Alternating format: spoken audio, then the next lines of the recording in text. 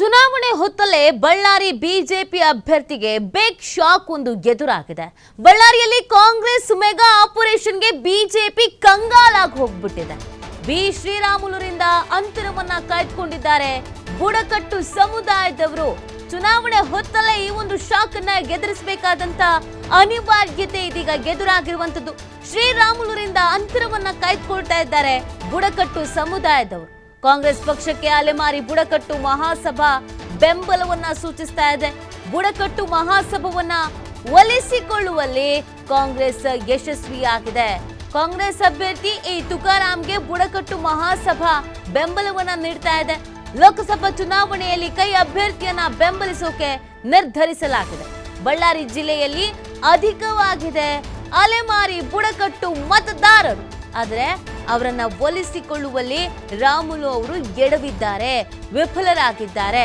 ಅಲೆಮಾರಿ ಬುಡಕಟ್ಟು ಸಮುದಾಯದವರು ನಮ್ಮ ಮತ ಏನಿದ್ರು ಕಾಂಗ್ರೆಸ್ಗೆ ಅಂತ ಹೇಳ್ತಾ ಇದ್ದಾರೆ.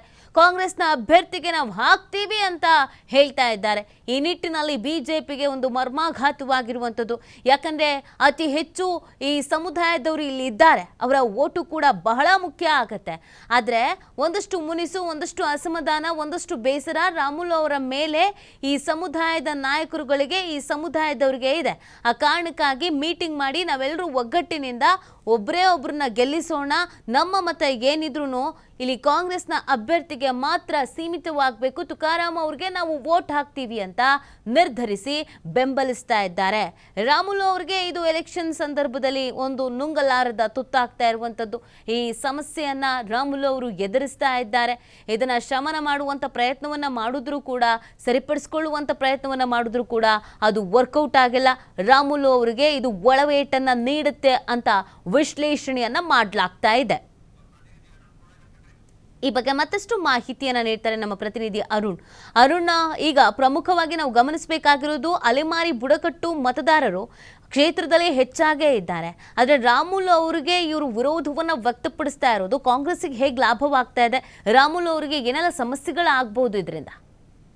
ಖಂಡಿತವಾಗೂ ನೀತಿ ಏನಂತ ಹೇಳಿದ್ರೆ, ಚುನಾವಣೆ ದಿನಾಂಕಗಳು ಹತ್ರ ಆಗ್ತಿರುವಂತೆ ಶ್ರೀರಾಮುಲು ಅವರಿಗೆ ಶಾಕ್ ಮೇಲೆ ಶಾಕ್ ಆಗ್ತಿರುತ್ತದೆ. ಯಾಕಂತ ಹೇಳಿದ್ರೆ, ಕಳೆದ ಒಂದಷ್ಟು ದಿನಗಳಿಂದ ಅನೇಕ ಸಮುದಾಯಗಳು ಅವರಿಗೆ ಕೈ ಕೊಡ್ತಾ ಇರೋದನ್ನ ನಾವಿಲ್ಲಿ ಗಮನಿಸಬಹುದು. ಲಿಂಗಾಯತ ಸಮುದಾಯಗಳನ್ನ ಕಳೆದ ವಾರದಲ್ಲಿ ಪದೇ ಪದೇ ಮೀಟಿಂಗ್ ಮಾಡಿದ್ರು. ಲಿಂಗಾಯತ ಸಮುದಾಯ ಕೂಡ ಕೈ ಕೊಡುತ್ತೆ ಅನ್ನೋ ಆತಂಕದಲ್ಲಿತ್ತು. ಮತ್ತೆ ಅದೇ ರೀತಿಯಾಗಿ ತಳ ಸಮುದಾಯಗಳು ಕೂಡ ಕೈ ಕೊಡ್ತವೆ ಅನ್ನೋ ರೀತಿಯಲ್ಲಿ ಸಭೆಗಳ ಮೇಲೆ ಸಭೆ ಮಾಡ್ತಾ ಇದ್ರು. ಇದೀಗ ಮತ್ತೆ ಒಂದು ರೀತಿಯಂತ ಶಾಕ್ ಅವರಿಗೆ ಎದುರಾಗಿರ್ತಕ್ಕಂಥದ್ದು. ಯಾಕಂದ್ರೆ ಕಳೆದ ಚುನಾವಣೆಯಲ್ಲಿ ಗಟ್ಟಿಯಾಗಿ ಶ್ರೀರಾಮುಲು ಜೊತೆ ನಿಂತ್ಕೊಂಡಿದ್ರು ಅಲೆಮಾರಿ ಬುಡಕಟ್ಟು ಸಮುದಾಯದರು. ಈ ಸಲ ಅವರಿಂದ ನೊಂದಿರ್ತಕ್ಕಂಥ ಬುಡಕಟ್ಟು ಸಮುದಾಯ ನಾವು ಶ್ರೀರಾಮುಲನ್ನ ಬೆಂಬಲಿಸುವುದಿಲ್ಲ, ಬಹಿರಂಗವಾಗಿ ನಾವು ಎಲ್ಲರೂ ಕೂಡ ಒಗ್ಗಟ್ಟಾಗಿ ಈ ಸಲ ಕಾಂಗ್ರೆಸ್ ಅನ್ನ ಬೆಂಬಲಿಸ್ತೀವಿ ಅಂತ ಮುಂದೆ ಬಂದಿರೋದು. ಅದ್ರ ಜೊತೆಗೆ ಒಂದು ದೊಡ್ಡ ಸಭೆಯನ್ನ ಮಾಡಿ ಆ ಸಭೆಯ ಮೂಲಕ ಎಲ್ಲ ಬುಡಕಟ್ಟು ಸಮುದಾಯದ ನಾಯಕರು ಸಭೆಯನ್ನ ಮಾಡಿ ಆ ಸಭೆಯ ಮೂಲಕ ಶ್ರೀರಾಮುಲು ಅವರಿಗೆ ಎಚ್ಚರಿಕೆಯನ್ನ ಕೊಟ್ಟಿರುವಂತದ್ದು. ನಾವು ಬಳ್ಳಾರಿ ಜಿಲ್ಲೆಯಲ್ಲಿ ಹಂಚಿ ಹೋಗಿರ್ತಕ್ಕಂಥ ವಿಜಯನಗರ ಆಗಿರ್ಬೋದು, ಬಳ್ಳಾರಿ ಜಿಲ್ಲೆಯಲ್ಲಿರ್ತಕ್ಕಂಥ ಎಲ್ಲ ಸಮುದಾಯದ ಮತದಾರರು ಈ ಸಲ ನಾವು ಶ್ರೀರಾಮುಲು ವಿರುದ್ಧ ಮತ ಚಲಾಯಿಸ್ತೇವೆ, ಕಾಂಗ್ರೆಸ್ ಅಭ್ಯರ್ಥಿಯಾದಂತಹ ಈ ತುಕಾರಾಮನ್ನ ಗೆಲ್ಲಿಸಿಕೊಂಡು ಬರ್ತೇವೆ ಅಂತ ಒಂದು ಒಗ್ಗಟ್ಟನ್ನ ಪ್ರದರ್ಶನ ಮಾಡುವಂತದ್ದು ಸದ್ಯಕ್ಕೆ ಶ್ರೀರಾಮುಲು ಅವರಿಗೆ ನುಂಗಲಾದ ತುತ್ತಾಗಿರುವಂತದ್ದು ನೀತಿ. ಓಕೆ, ಧನ್ಯವಾದ ಅರುಣ್ ತಮ್ಮೆಲ್ಲ ಡೀಟೇಲ್ಸ್ಗಾಗಿ.